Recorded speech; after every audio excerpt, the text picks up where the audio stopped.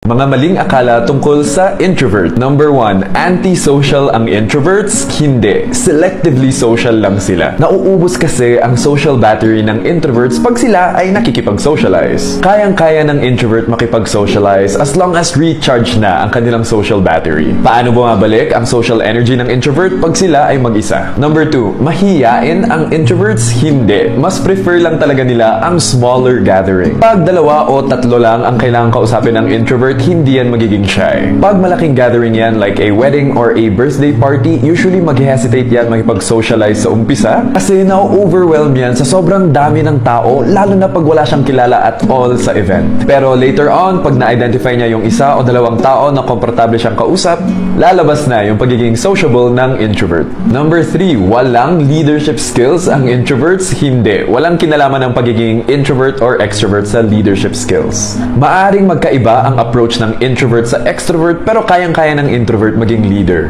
Isa sa mga highlighted skills ng introverts ay ang active listening. Ang mga introverts kasi, they take time to internalize and process their thoughts. Dahil sa skill na ito, nati-take into consideration yung ideas ng mga team members at nai-implement ito, which helps foster a collaborative environment. Di ko sinasabi na hindi kaya ng extrovert mag-foster ng collaborative environment. Kung active listening ang approach ng introvert, ang most likely approach naman ng extrovert ay active encouragement. Pero tandaan na skills are learned at hindi dapat limit ang pagiging introvert or extrovert ng isang tao.